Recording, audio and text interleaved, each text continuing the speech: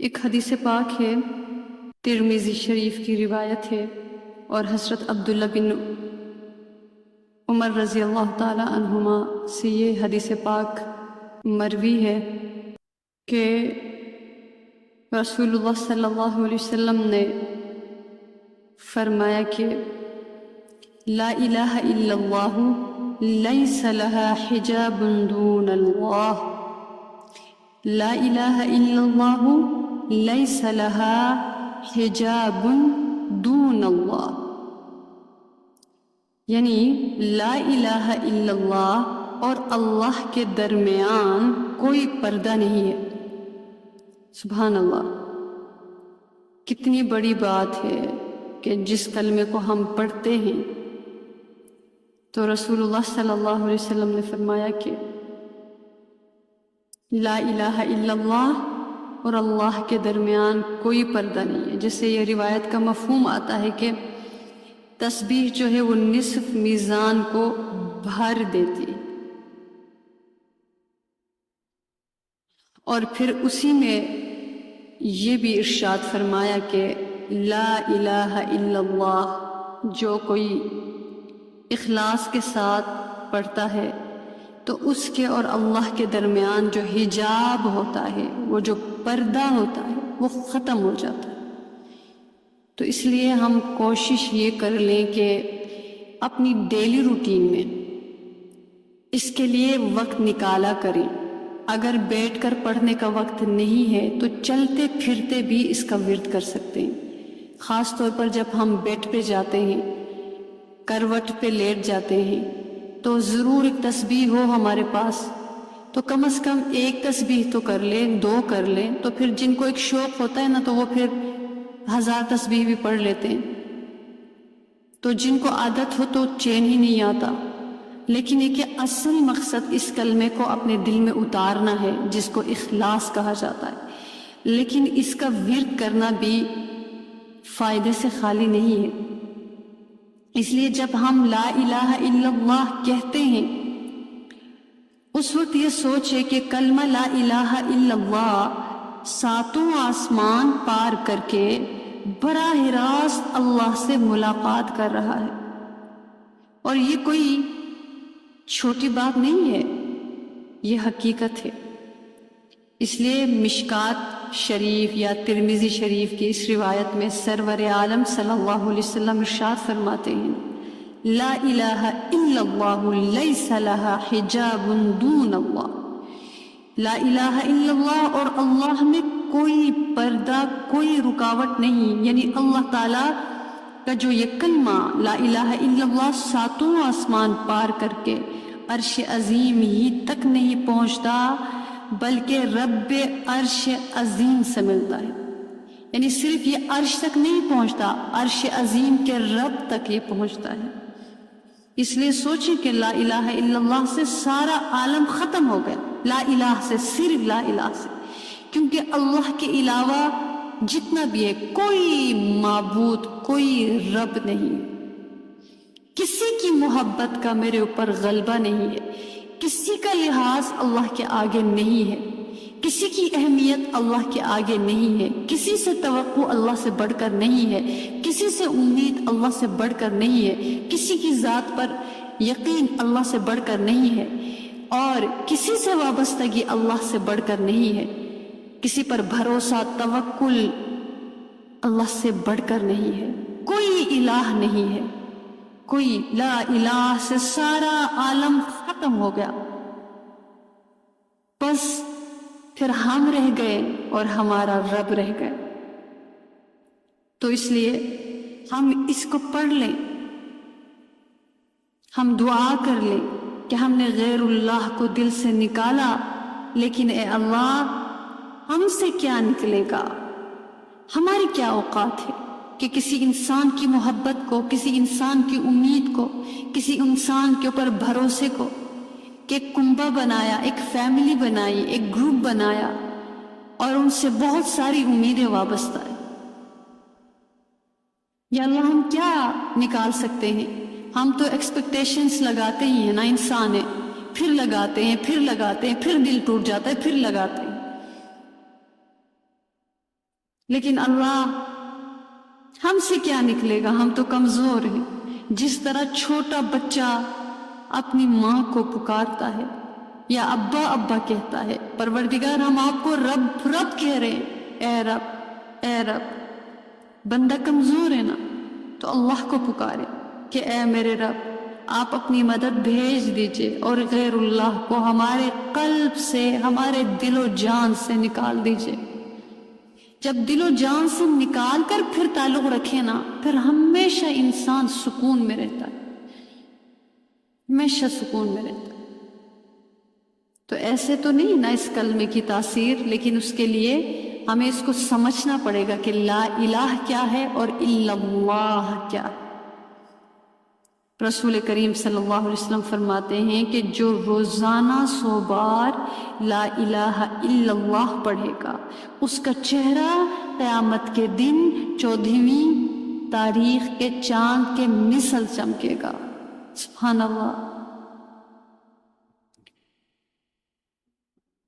100 دفعہ، صرف 100 دفعہ پڑھنے پر اتنی بشارت ہے، تو کوئی صرف لا الہ الا اللہ پڑھتا رہے اور نماز روزہ نہ کرے اور گناہوں میں مبتلا رہے، تو کیا پھر بھی لا الہ الا اللہ سے پھر بھی اس کا چہرہ چمکے گا؟ تو دیکھیے، جو 100 دفعہ لا الہ الا اللہ پڑھے گا، اللہ تعالیٰ اپنے نبی محترم کی لاج رکھتے ہوئے اس کے منہ کو نیک اعمال کی توفیق ضرور دیں گے انشاءاللہ۔ جب سارا ٹائم پڑے گا تو کوئی نہ کوئی دفعہ ایسا لمحہ ہوگا نا کہ اس نام کی برکت اندر اتر جائے گی اور وہ بندے کا دل بدل جائے گا۔ تو اس لیے اگر بندہ گنہگار بھی ہے، اگر وہ کہیں ذکر کر رہا ہے، اس سے نا امید نہ ہو کہ کچھ نہ کچھ تو پکڑ کے رکھے نا، اگر کچھ بھی نہ رہا تو بہت زیادہ یہ ہلاکت کی بات ہوتی۔ تو اللہ تعالیٰ نیک اعمال سے ایک نہ ایک دفعہ اس کے چہرے کو روشن فرمائیں گے،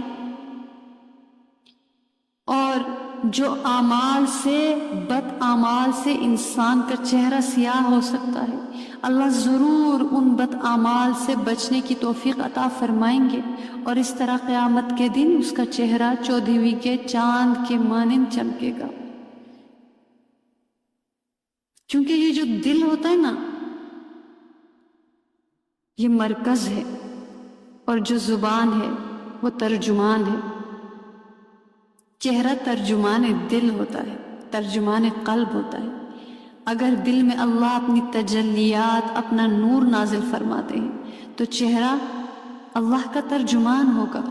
اس لیے حدیث پاک میں آتا ہے اذا رؤوا ذکر اللہ، کہ اللہ والے وہ ہیں جن کو دیکھ کر اللہ یاد آتا ہے۔ اللہ ہمیں اس قابل بنائے نا کہ کوئی ہم سے ملے، ان کو اللہ یاد آئے، نہ کہ ہم یاد آئے۔ کوئی ہم سے ملے، یہ خوشی نہ ہو کہ اس سے ملا ہوں، بلکہ لگے کہ ایسا لگا اللہ کے قریب ہو گیا ہو۔ اللہ کرے نا، اللہ ہمیں توفیق عطا فرمائے۔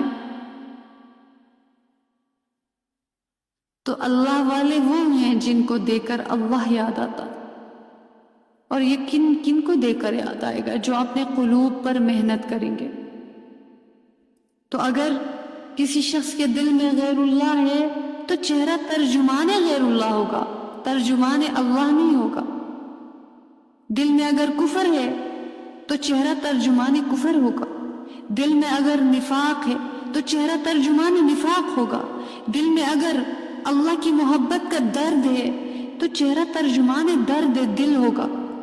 یہ ہو ہی نہیں سکتا۔ ہم چاہے دل میں ہزاروں کینہ، کھوٹ، بغض، حسد، بدخواہی، بدزنی، کیا کچھ اپنے سینے میں چھپا کر نہیں رکھتے اور سمجھتے ہیں کہ اگلوں کو پتہ ہی نہیں چلے گا؟ یہ کیسے ہو سکتا ہے؟ کسی نہ کسی کا کوئی نہ کوئی تو کنیکشن ہوگا نا اللہ پاک سے، جس کو کسی نہ کسی طرح سے آگاہی ہو سکتی ہے۔ اور دل چہرہ بتاتا ہے، چہرہ بتاتا ہے۔ چہرے کا نور ہر ایک کو نظر نہیں آتا، ہم تو نورانی چہرے والا اس کو سمجھتے ہیں جس کا سفید چہرہ ہوتا ہے، لیکن جو اللہ کے نیک بندے ہوتے تھے نا، حضرت بلال حبشی کا چہرہ سیاہ ترین چہرہ تھا، لیکن وہ نور سے چمکتا تھا، اور اس کا نور اللہ کے رسول کو نظر آتا تھا صلی اللہ علیہ وسلم۔ تو کوئی کہہ سکتا ہے کہ ان کا چہرہ نورانی نہیں تھا، نور سے خالی تھا؟ یہ تو ہمارا جو یہ دور ہے نا، جو مادیت پرستی کا دور ہے، ہم خوبصورتی کو جو ہے ولایت سے منسوب کرتے ہیں، چہرے کی سفیدی کو نورانی سمجھنا شروع کرتے ہیں۔ وہ تو میک اپ سے بھی ہو جاتا ہے، کوئی ایسا مسئلہ نہیں۔ اصل چہرے کا نور کچھ اور شے ہے، یہ ہر ایک کو نظر بھی نہیں آتا، اور جن کو نظر آتا ہے نا، وہ چاہے وہ اسکن سیاہ ہے سفید ہے، وہ نظر آتا ہے وہ نور۔ اور اگر دل تجلیات الہی کا مرکز ہو تو چہرہ ترجمان تجلیات الہی ہوگا، جو دل میں ہوگا چہرہ وہی بتائے گا۔ اسی لیے حضرت عثمان رضی اللہ تعالی عنہ نے ایک آدمی کو جب آپ کی مجلس میں بد نظری کر کے آیا تو دیکھ کر فرمایا کہ ما بال اقوام یترشح من اعینہم الزنا، کہ کیا حال ہے ایسے لوگوں کا جن کی آنکھوں سے زنا ٹپکتا ہے، کیونکہ وہ اس آنے والے آدمی نے بد نظری کی تھی، آنکھوں سے غلط چیز دے کر آیا تھا۔ تو فرمایا کہ لوگوں کا کیا حال ہے، لوگوں کو کیا ہو گیا ہے، کیا ان کے احوال ہیں کہ آتے ہیں راستے سے چل کر لیکن زنا کرتے ہوئے آتے ہیں۔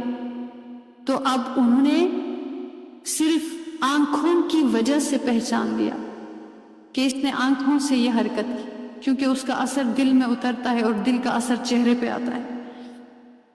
اس لیے کلمے کی بنیاد میں ہی اللہ تعالیٰ نے ہم کو بتا دیا کہ لا الہ سے غیر اللہ کو دل سے نکال دو، الا اللہ سے دل میں اللہ کی تجلیات کو روشن کرو، پھر سارے عالم میں تمہارا چہرہ اللہ تعالیٰ کا ترجمان ہوگا، ہر مومن سارے عالم میں ایمان پھیلائے گا۔ یہی وجہ کہ صحابہ کرام کے چہرے کو لوگ دیکھ کر ایمان لاتے تھے، ان کے چہروں کو دیکھ کر ایمان لاتے تھے۔